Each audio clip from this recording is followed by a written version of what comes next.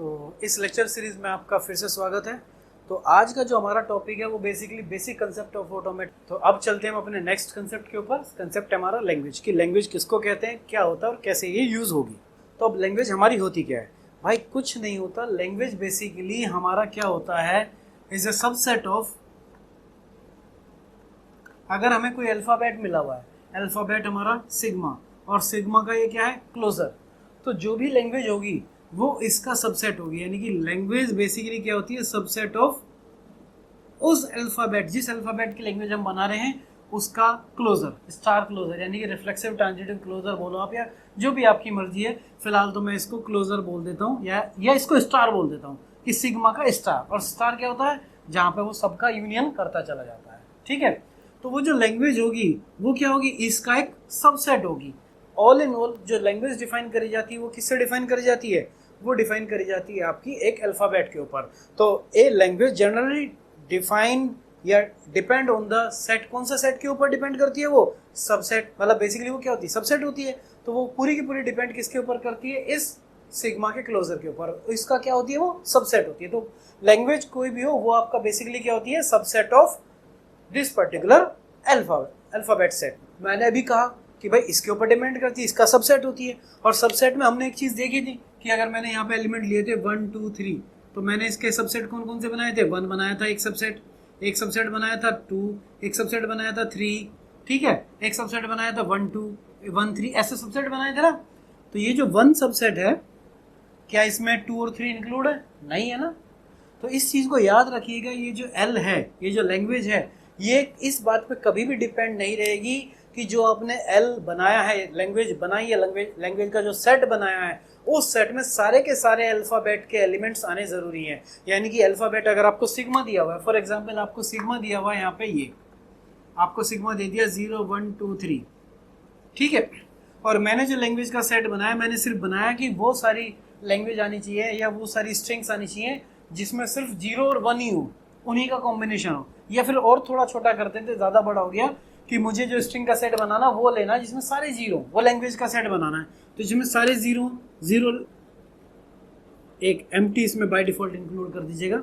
0, ये मतलब 0 length empty, 1 length 0, 2 length 3 length, और यानी कि 0 0 होना चाहिए। तो ये जो मैंने बनाया एक लैंग्वेज का सेट है, और इसमें कहीं पे भी 1 नहीं है, 2 नहीं है, 3 नहीं है। तो इसका मतलब ये सीधी सी बात याद रखिएगा कि लैंग्वेज में ये कोई कंपल्शन नहीं है कि अगर आप कोई भी लैंग्वेज बना रहे हैं और उस लैंग्वेज में किसी भी अल्फ़ाबेट के ऊपर अगर आप बना रहे हैं, तो उस अल्फ़ाबेट के सारे सिंबल इसमें इंक्लूड होना ज़रूरी है। कोई कंपल्शन नहीं है, कोई ज़रूरी नहीं है कि आपने जो लैंग्वेज बनाई उसमें सारे के सारे अल्फ़ाबेट इंक्लूड हों। इस बात को आप हमेशा याद रखिएगा। और इस स्टार का मतलब आपको पता ही है कि ऑल लेंथ ऑल स्ट्रिंग्स।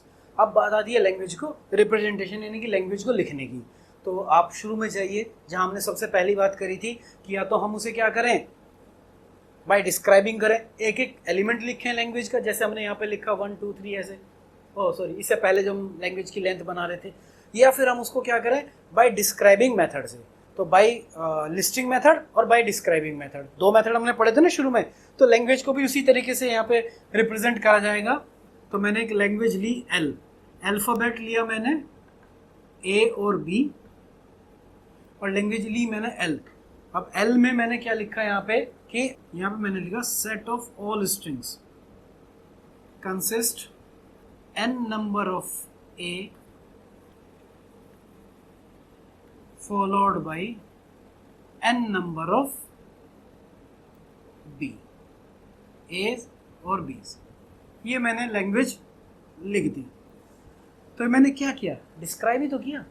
क्या मैंने लिस्ट करा? अगर मुझे लिस्ट करना पड़े तो मैं यहाँ क्या करूँगा, n नंबर ऑफ ए, यानी कि ए ऐसे n तक जाऊँगा, फिर यहाँ पे बी ऐसे b तक जाऊँगा। तो हर एक एलिमेंट लिखना पड़ेगा, और हर एक एलिमेंट का मतलब वो n की वैल्यू के ऊपर डिपेंड है। अगर मैंने कहा n मेरा क्या है 0, तो मेरा आ जाएगा एम्प्टी। अगर मैंने कहा मेरा n 1 है, तो इसमें सिंबल जाएंगे वो a और b आएंगे। n 1 है तो एक n = 1, यानी कि a1 b1। अगर 2 हो गया तो क्या हो जाएगा, a b 3 हो जाएगा, तो a b, यही तो मतलब है इसका। n number of a followed by n number of b, n number of a followed by n number of b, यही तो मीनिंग है।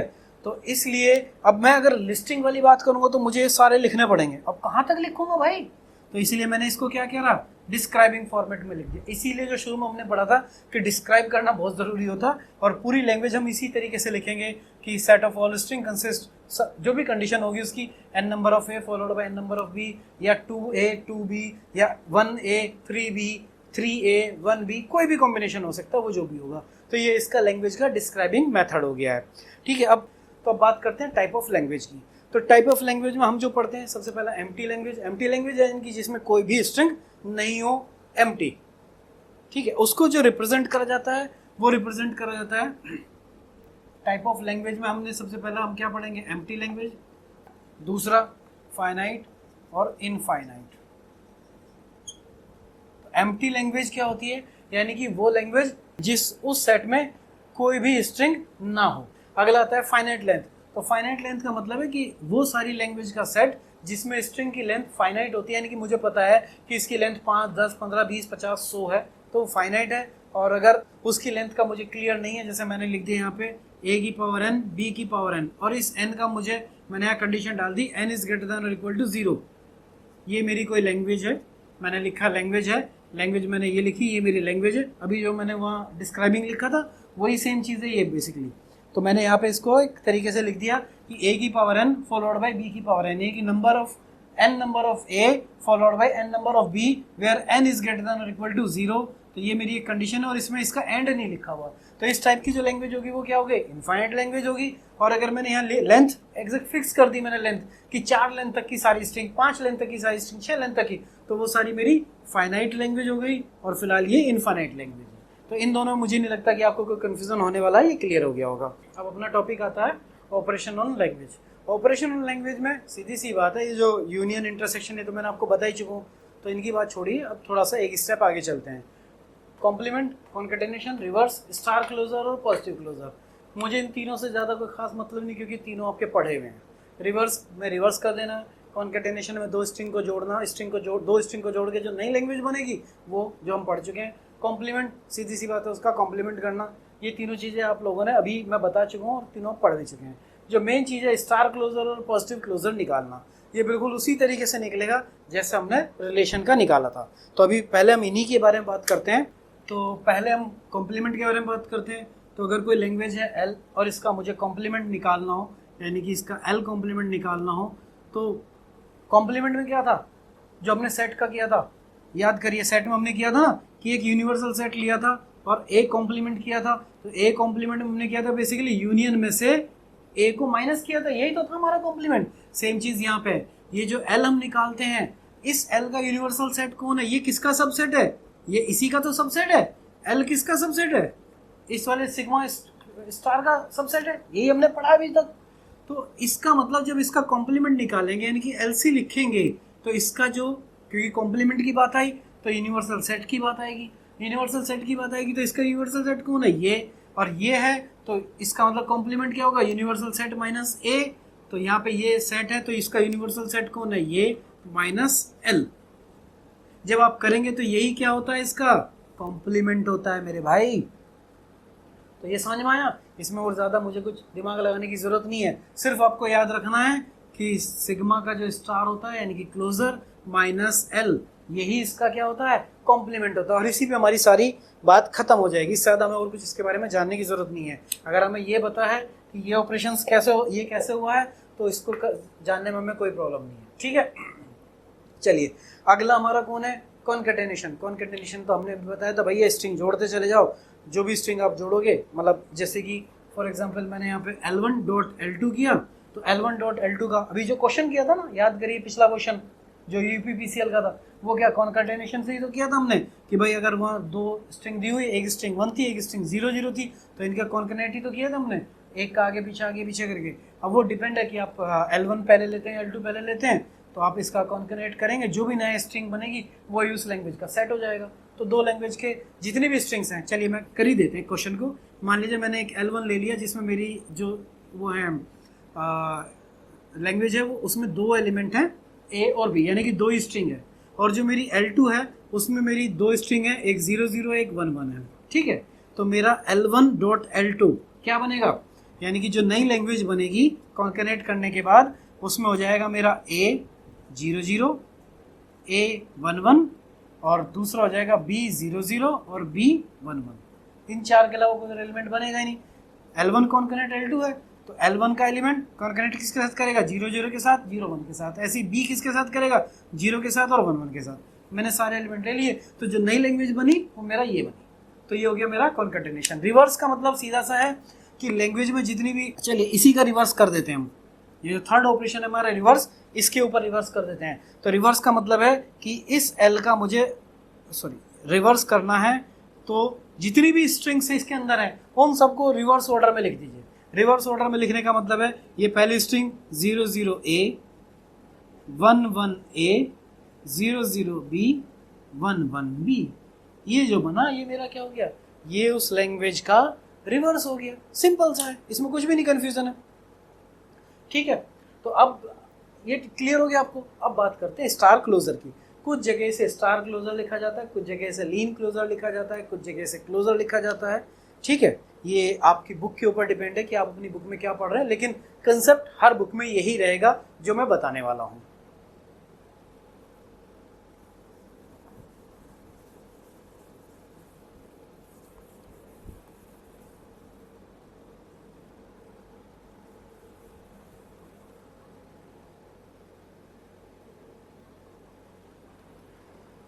तो अब बात करते हैं स्टार क्लोजर की। अब थोड़ा सा रिवर्स जाइए या पिछले लेक्चर में जाइए। हमने वहाँ पे क्या पढ़ा था कि हमारा जो क्लोजर होता है स्टार क्लोजर, उसमें क्या क्या दिया हुआ था? हमें कुछ ऐसा दिया हुआ था कि अगर मैंने यहाँ पे क्लोजर लिया L union L1, sorry union, ठीक है, क्या दिया हुआ था वहाँ पे? L0 union L1 union L2 union, और आगे तक करते चले जाइए। ऐसे ही कुछ दिया हुआ था ना स्टार क्लोजर के लिए। तो बस यही यहाँ पे लीन क्लोजर है। और अगर इसकी पॉजिटिव क्लोजर की बात करें तो L पॉजिटिव, इसमें क्या करना है? इसमें कुछ नहीं करना है, इसमें से सिर्फ एम्प्टी को हटा देना है, बस इतना ही काम है। अब बात आती है इसको निकालने की, और इसको निकालने का सीधा सा मतलब है कि भाई L0 तो मेरा वो है ही, L1 भी है, L2 निकालने में तो दिक्कत होगी और थोड़ी कुछ होगी। L2 निकालने में तो भाई L0 है L1 वो तो सेम ही रहते हैं। L0 यानी कि जीरो लेंथ का यानी कि एम्प्टी, यही तो था। आप ध्यान करो, इसमें कहाँ से स्टार्ट हुआ था? इसमें L1 से स्टार्ट हुआ था, L2 ऐसे ही था। वहां पे पहुंचो पहले एक बार, वहां से देख के आना L1 से स्टार्ट था या 0 से स्टार्ट है, या फिर इसमें से एम्प्टी माइनस कर दो, बात एक ही है। L1 और L0 की तो कोई दिक्कत ही नहीं है, वही रहेंगे। 0 यानी कि एम्प्टी लेंथ, 1 यानी कि जो दिया हुआ एग्जैक्ट वही, और L2 शायद वहाँ पे हमने ऐसा कुछ LOL ऐसा लिखा था ना, याद आया? और L3 ये क्या लिखा था हमने? L2OL ऐसा कुछ लिखा था, तो याद करिएगा वही सेम चीज़ है, वही यहाँ पे करना है। तो अब इसमें आपको सिर्फ मुझे क्या बताना है कि एक बार अगर मैंने आपको ये बता दिया तो बाकी सारे ऑपरेशन और इन सब का कॉम्बिनेशन ही तो क्या हो जाएगा? क्लोजर हो जाएगा।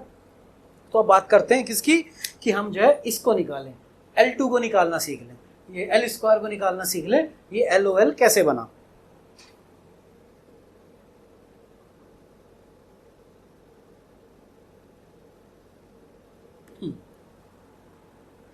और ये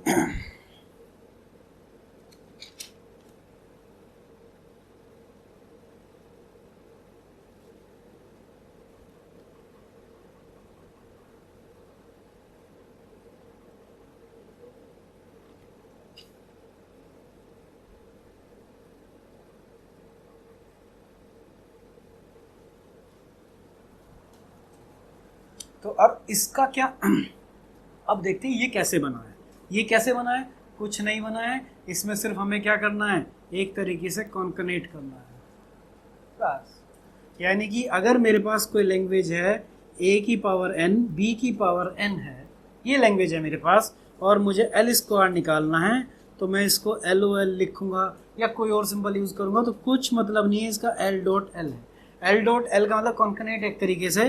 और ये क्या कहता है कि ये लैंग्वेज का सेम इसी लैंग्वेज के साथ कॉन्कनेट कर दीजिए, तो कॉन्कनेट करके क्या आएगा? A की पावर n B की पावर n, ये तो मेरी लैंग्वेज है, डॉट A की पावर n B की पावर n, यही आएगा। लेकिन बस यहाँ पे थोड़ा सा चेंज कर लीजिएगा कि इसको सिंबल को चेंज कर दीजिए और इसको कोई पर्टिकुलर m मान लीजिए, रहेगा वही A की पावर n B की पावर n, यानी कि number of n followed by number sorry n number of a followed by n number of b, ये तो हो गया आपका L1 का सेट यानी कि इसका। अब ये L ये भी तो सेम ही था, लेकिन बस इसमें हम क्या करते हैं वेरिएबल की वैल्यू चेंज कर देते हैं, वहाँ पे वेरिएबल को चेंज कर दिया, यहाँ पे m number of a followed bye m number of b है तो वही n और m है तो एक ही, है तो वेरिएबल, किसी की भी वैल्यू कुछ भी हो सकती है। तो बस ये जब हम इसको फॉलोड करेंगे तो ऐसे सेट बनाते चले जाइए, ये बन गया LOL यानी कि L स्क्वायर, फिर आप निकालेंगे L क्यूब, तो L क्यूब क्या हो जाएगा इसके साथ, फिर इसके पीछे ऐसे बढ़ता चला जाएगा और जो आएगा वो क्लोजर ही आएगा। तो बेसिकली यहाँ पे वही लेंथ की बात है, 0 लेंथ 1 लेंथ 2 लेंथ जो हमने बात करी थी स्टार क्लोजर के लिए, वो सारा इंक्लूड होता है और ये सेम उसी तरीके से चलता है। बस मेन चीज़ जहाँ आपको कन्फ्यूजन होना चाहिए था, जो मैंने पहले इतनी मेहनत करी L स्क्वायर OL निकालने के लिए, और कहाँ तक जाएगा ये, जहाँ तक कि सेम लैंग्वेज ना आ जाए तो वहीं तक जाता है। और इतना सारा करने की जरूरत नहीं, बस आपको ये मानना है कि एनी नंबर ऑफ लेंथ जितनी भी वो सब इंक्लूड होती हैं किसमें, अपने इसमें। और अगर पॉजिटिव क्लोजर की बात आती है तो उसमें से एम्प्टी हटा दीजिए, यानी कि आप ये वाला सिंबल हटा दीजिए L0 वाला, बाकी सारा इसमें इंक्लूड हो जाता है। तो ये हो गया हमारे ऑपरेशंस। अब बात आती है ग्रामर की। तो ग्रामर की एक सिंपल डेफिनेशन की बात है, पहले से रब करो।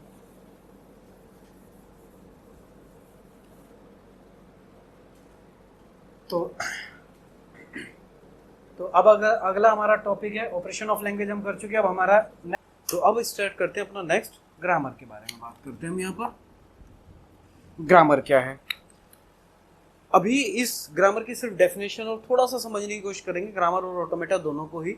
लेकिन इसको कंप्लीट हम तब करेंगे जब हमारी यूनिट स्टार्ट होगी और जब हमारी लैंग्वेज और ग्रामर दोनों इसमें आएंगी, तब इसके बारे में कंप्लीट पढ़ेंगे 1 by 1 कि ये ग्रामर और ऑटोमेटा है क्या। लेकिन अभी फिलहाल एक इंट्रोडक्शन, क्योंकि बेसिक कंसेप्ट की बात चल रही है हमारी कि हम बेसिक कंसेप्ट पढ़ रहे हैं, तो बेसिक कंसेप्ट के अकॉर्डिंग ग्रामर को देखते हैं अब। तो ग्रामर की डेफिनेशन जो कहती है, वो डेफिनेशन कहती है कि ग्रामर इज नथिंग, कुछ भी नहीं है, सारे कंसेप्ट तो बनाए हुए हमारे ही है ना, तो बाहर से तो आए नहीं। लेकिन अब हम जब किसी चीज़ को डिफाइन करते हैं तो उसके कुछ रूल्स बनाते हैं कि भाई ये रूल्स हैं। तो ग्रामर बेसिकली उन्हीं रूल्स का कॉम्बिनेशन है, यानी कि कुछ नहीं है, सिर्फ सेट ऑफ रूल्स है। ये सेट ऑफ रूल्स किसके लिए बनाया हमने, ये सेट ऑफ रूल्स जो बनाया हमने ये डिफाइन करने के लिए, किसको, लैंग्वेज को। ये जो हमने अभी लैंग्वेज पढ़ी थी यहाँ पर, इससे जस्ट पहले इस वाले हिस्से में हमने जो लैंग्वेज पढ़ी थी कि भाई कोई भी हमारी L है, और L क्या था, सेट ऑफ स्ट्रिंग था। लैंग्वेज हमारी क्या थी, सेट ऑफ स्ट्रिंग्स ही तो थे। उसमें स्ट्रिंग्स अलग अलग कितनी भी तरीके की हो सकती हैं, कोई भी हो सकती है। लैंग्वेज के जैसे हमने लैंग्वेज को डिफाइन किया उसके अकॉर्डिंग हमारी स्ट्रिंग्स होंगी, और वो स्ट्रिंग्स का कॉम्बिनेशन ही हमारा क्या कहलाता है, L। तो ये लैंग्वेज क्या थी, ये लैंग्वेज हमारी सेट ऑफ स्ट्रिंग्स थी।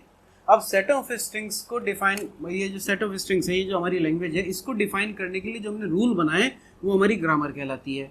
क्योंकि लैंग्वेज के अंदर जो स्ट्रिंग्स हैं वो स्ट्रिंग किस तरीके की बनेंगी, कैसे बनेंगी, इन सब के लिए कुछ ना कुछ तो रूल हमने बनाए होंगे।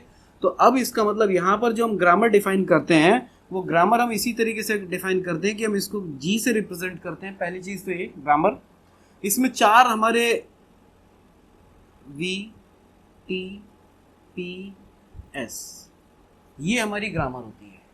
ये ग्रामर में हमने 4 टपल लिए, आप टपल बोलिए या फिर सिंपल एक रिप्रेजेंटेशन बोल दीजिए, वो कुछ नहीं है। जहाँ पर जो V है, T है, P है, ऐसे कुछ बुक में अलग इसके लिए सिंबल्स भी यूज़ किए हुए हैं। जैसे ये जो पहला सिंबल है, तो अब जो V हमारा है, ये क्या है इसमें, ये जो V हमारा ये फाइनाइट सेट ऑफ ऑब्जेक्ट्स होता है। फाइनाइट सेट फाइनाइट होगा, इनफाइनाइट नहीं होगा, बिल्कुल ये याद रखिएगा। और इसी को बोला जाता है set of variables, finite set of objects, और इसी को हम बोलते हैं यहाँ पे सेट ऑफ वेरिएबल्स। तो ये जो V है, इसमें हमारे वेरिएबल्स रखते हैं, और वेरिएबल्स यानी कि जिनकी वैल्यू को हम चेंज कर सकते हैं। सेकेंड आता है हमारा T। T हमारा क्या होता है, ये भी एक फाइनाइट सेट होगा, हमेशा याद रखिएगा, फाइनाइट सेट ऑफ ऑब्जेक्ट्स। इसको हम क्या बोलते हैं, सेट ऑफ टर्मिनल्स। और ये जो सेट ऑफ टर्मिनल्स है, इसके साथ क्या है कि इसमें वो सारे एलिमेंट्स आएंगे जो आपके टर्मिनल होते हैं, जिसके ऊपर आप अपनी लैंग्वेज डिफाइन करते हैं। अभी तक हम जो पढ़ रहे हैं सिग्मा, सिग्मा के अंदर हमारी 2 वैल्यूज हैं A और B, ठीक है। ये सेट ऑफ टर्मिनल्स होते हैं, यानी कि जो एक बार आ गए उसको चेंज नहीं कर सकते। टर्मिनल मतलब चेंज नहीं होगा, वेरिएबल चेंज हो सकता है, उसकी जगह हम कोई और रख सकते हैं, टर्मिनल्स कुछ नहीं होगा। और ये जो स्ट्रिंग है, ये बेसिकली क्या होती है, ये स्ट्रिंग भी जो होती है, ये भी सेट ऑफ टर्मिनल्स, यानी कि टर्मिनल्स के ही कॉम्बिनेशन को स्ट्रिंग बोलते हैं। अभी हम इसके बारे में और भी पढ़ेंगे, सेंटेंशियल फॉर्म पढ़ेंगे। तो अभी मैं फिलहाल सिर्फ स्ट्रिंग की बात कर रहा हूँ। तो स्ट्रिंग में क्या होता है, सेट ऑफ, ये जो सेट ऑफ स्ट्रिंग्स है यानी कि कोई भी जो स्ट्रिंग होती है वो क्या होती है बेसिकली आपकी, उसमें सारे के सारे जब टर्मिनल इकट्ठे हो जाएं, यानी कि ABCD टर्मिनल, वेरिएबल कोई ना हो। अच्छा, जैसे एक और चीज मैं बता देता हूँ, सेट ऑफ वेरिएबल्स में जो वेरिएबल्स रखे जाते हैं वो हमेशा कैपिटल ABCD कैपिटल में रखे जाते हैं, यानी कि कैपिटल A हो गया, कैपिटल B, C, D, इस तरीके के जो रखे जाते हैं वो सारे सेट ऑफ वेरिएबल्स होते हैं। और सेट ऑफ टर्मिनल्स में स्मॉल लेटर्स रखे जाते हैं, A, B, C, D, इस तरीके के। और स्ट्रिंग के लिए हम पहले ही बात कर चुके हैं, स्ट्रिंग के लिए हम यूज करते हैं X, Y, Z, W, इस तरीके के सिंबल। ये स्ट्रिंग्स के लिए यूज होते हैं, ये टर्मिनल्स के लिए यूज होते हैं, और ये आपके वेरिएबल्स के लिए यूज होते हैं। तो T जो होता है यहाँ पे सेट ऑफ ऑब्जेक्ट्स होता है जिसको हम बोलते हैं, फाइनाइट सेट ऑफ ऑब्जेक्ट्स होता है जिसको हम बोलते हैं सेट ऑफ टर्मिनल्स। P ये होता है हमारा set of productions, set of production rules, यानी कि वेरिएबल से किस तरीके से टर्मिनल स्ट्रिंग जनरेट होगी उनके प्रोडक्शन रूल्स इस सेट के अंदर होते हैं। इस सेट के अंदर प्रोडक्शन रूल्स होते हैं, जब आएंगे तब हम इनके बारे में बात करेंगे। अभी फिलहाल मैंने ऐसे बोल दिया कि हाँ ये होता है। और लास्ट होता है ये जो S होता है, ये होता है स्टार्टिंग सिंबल, यानी कि जो प्रोडक्शन रूल्स होते हैं ये कहाँ से स्टार्ट होंगे, और इसको बोलते हैं हम स्टार्ट सिंबल। यानी कि जैसे प्रोडक्शन रूल हो गया हमारा S टेंस टू, S से मैंने एक A और B एक जनरेट किया, और यहाँ पर दूसरा प्रोडक्शन मैंने रख दिया A टेंस टू A और B टेंस टू B। तो इससे स्टार्ट करेंगे तो सबसे पहले हम क्या करेंगे, यहाँ पे S टेंस टू A बनाए, AB बनाएंगे। फिर हम जो है इस A की जगह ये रख सकते हैं, इसका मतलब होता है इंडिकेशन, यानी कि इस पूरे वेरिएबल की जगह मैं ये पूरा ऐसा रख सकता हूँ। अब ये जो A बचा, इस A की जगह मैं क्या रख सकता हूँ, स्मॉल a। तो अब स्ट्रिंग हो गई कुछ इस तरीके की। फिर अब बचा B, वेरिएबल है, क्योंकि ये तो वेरिएबल है तो वैल्यू चेंज होगी, सीधी सी बात है, चेंज होगी। तो अब इस B की जगह मैं क्या रख सकता हूँ यहाँ पे, सॉरी ये मैं B बनाना चाह रहा था, ये B है। तो अभी हो गया A और B। अब ये जो लास्ट में आया, आप देखिए इसमें कोई वेरिएबल है क्या, इसमें कोई वेरिएबल नहीं, सारे के सारे क्या है, टर्मिनल हैं। तो ये जो बनता है ये बोली जाती है स्ट्रिंग, क्योंकि अब इसमें सब के सब टर्मिनल हैं। ठीक है, तो ये बेसिकली यही ग्रामर होती है कि ग्रामर को हम 4 टपल से रिप्रेजेंट करते हैं। कौन कौन से, VTPS। अलग अलग बुक में अलग अलग सिंबल यूज हो सकता है, तो वो आप बुक के अकॉर्डिंग देख लीजिएगा, लेकिन मीनिंग यही रहेगा, set of variable, set of terminal, set of production rules और स्टार्टिंग सिंबल, यानी कि कहाँ से आपको लैंग्वेज जनरेट करना स्टार्ट करना है, स्टार्टिंग सिंबल। ठीक है, और ग्रामर होती किस लिए, सिर्फ और सिर्फ लैंग्वेज को डिफाइन करने के लिए, यानी कि ये जो टर्मिनल स्ट्रिंग आई ये क्या होगा, किसी न किसी लैंग्वेज का हिस्सा होगा। अगर हम रूल्स के अकॉर्डिंग कर रहे हैं, लैंग्वेज का हिस्सा होगा। तो इसको डिफाइन करने के लिए हमने ये सारी चीजें करी। हमें ये चाहिए, A भी चाहिए तो ये चाहिएगा, ये चाहिए तो ये चाहिए, ये चाहिए तो ये चाहिए। तो ये सेट ऑफ प्रोडक्शंस हो गए, ये जो 3 आए ये सेट ऑफ प्रोडक्शंस हो गए। इनका यूज करके हमने यहाँ पे इस S की बजाय A भी लिख दिया, इनका यूज करते हुए तो लिखा है। तो ये जो जनरेशन हुई इसी को बोलते हैं सेट ऑफ, सॉरी ये जो जनरेशन हुई इसी को बोलते हैं हम क्या, स्ट्रिंग। और ये जो स्ट्रिंग है किसी लैंग्वेज का हिस्सा है, और इस लैंग्वेज को डिफाइन करने के लिए तो हमने सारा सिस्टम यूज किया है, तो इसको बोलते हैं ग्रामर, यानी कि सेट ऑफ रूल्स जो किसको डिफाइन करें, लैंग्वेज को डिफाइन करें। ठीक है, अब नेक्स्ट टॉपिक है हमारा ऑटोमेटा। अब ये ऑटोमेटा क्या होता है, सब्जेक्टिव ऑटोमेटा पढ़ रहे हैं हम, तो ये कुछ नहीं है, सिर्फ एक ऑटोमेटिक मशीन है। आप इस तरीके से मानिए कि एक ऑटोमेटिक मशीन है जिसको कुछ इनपुट दिया जाता है, उसके अंदर कुछ प्रोसेसिंग होती है और उसके बाद हमें आउटपुट मिल जाता है। जैसा हमारा कंप्यूटर, हम कंप्यूटर में क्या करते हैं, अपना इनपुट देते हैं, अपनी तरफ से इनपुट प्रोवाइड करते हैं। ठीक है, इनपुट प्रोवाइड हुआ, उसने अपने अंदर प्रोसेसिंग करी। फॉर एग्जांपल हम 2 नंबर का प्लस कर रहे हैं तो 2 नंबर तो हमें बताने पड़ेंगे ना। ये इसी तरीके से जैसे हमने कैलकुलेटर में कुछ कैलकुलेट किया, हमने 2 + 2 4 किया। ठीक है, सीधी सी बात है, हमने उसे इनपुट दिए 2 और 2, उसने हमें आंसर दिया 4। अब उसने अपने अंदर क्या कैलकुलेशन करी, हो सकता है उसने 6 - 2 किया और आंसर 4 दे दिया हमें तो नहीं पता उसने अंदर क्या कैलकुलेशन करी। हमें तो ये पता है कि भाई 2 + 2 उसने हमें 4 दिया, कैसे दिया वो जाने। तो यही सेम चीज ऑटोमेटा है कि यहाँ पर हमें कुछ इस तरीके की मशीन मिलती है कि ये हमारी एक मशीन है, इसको हमने कुछ इनपुट दिया, यहाँ से ऊपर से इनपुट आया, इसने अपने अंदर यहाँ पे कुछ प्रोसेसिंग करी और प्रोसेसिंग करके हमें यहाँ पे आउटपुट दिया। ठीक है, ये हमारा काम है। अब प्रोसेसिंग क्या हुई वो इस सब्जेक्ट में पढ़ेंगे हम। इस सब्जेक्ट में जो ऑटोमेटा थ्योरी पढ़ते हैं उसके अंदर हम यही देखते हैं कि ये प्रोसेस कैसे होता है। तो हमारा सब्जेक्ट का काम है कि इसके अंदर क्या प्रोसेसिंग हुई, कैसे हुई। इसीलिए थ्योरी ऑफ ऑटोमेटा के सब्जेक्ट आता है कंपाइलर डिज़ाइन।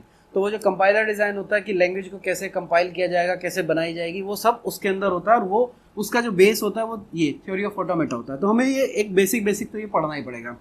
तो अब सीधा सा इसका मतलब क्या हो गया कि ये जो ऑटोमेटा ये क्या है बेसिकली। अब अगर कहा जाए तो एक तरीके से ये कंप्यूटर ही है भाई। इनपुट मिला, प्रोसेसिंग हुई, आउटपुट आ गया, यही तो कंप्यूटर काम करता है, यही ऑटोमेटा काम कर रहा है। तो ऑटोमेटा बेसिकली अब कहा जाए is an abstract model of A digital computer.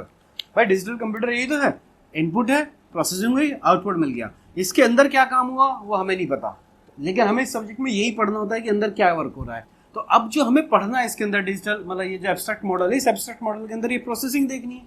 अब ये जो प्रोसेसिंग होती है इसकी अलग अलग स्टेज बैठेगी। तो अलग अलग स्टेज होंगी यहाँ पर, जैसे स्टेज 1, स्टेज 2।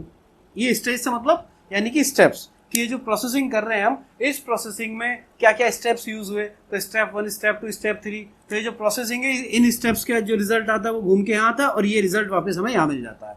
तो बेसिकली ऑटोमेटा क्या है, एक इस तरीके की मशीन है जिसको कि हम कुछ इनपुट देते हैं और इनपुट देने के बाद वो अपने अंदर कुछ प्रोसेस करता है। प्रोसेस की उसकी अलग अलग स्टेजेस होंगी। क्या स्टेज है, 1 स्टेज, 2 स्टेज, 3 स्टेज, 4 स्टेज, जो भी होंगे वो अभी फिलहाल हमें मतलब नहीं है, जब आएगा जब देखेंगे। ये स्टेजेस कंप्लीट करी और यहाँ से इसने वापस रिजल्ट यूजर को दे दिया, आउटपुट यूजर के पास आ गया। तो इसी चीज को बोला जाता है ऑटोमेटा, यानी कि एक abstract model of digital computer.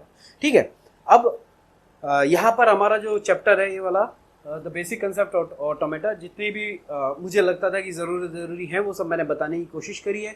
अगर कोई रह गया होगा तो आप कमेंट में लिख दीजिएगा, मैं उस पर ध्यान दूंगा।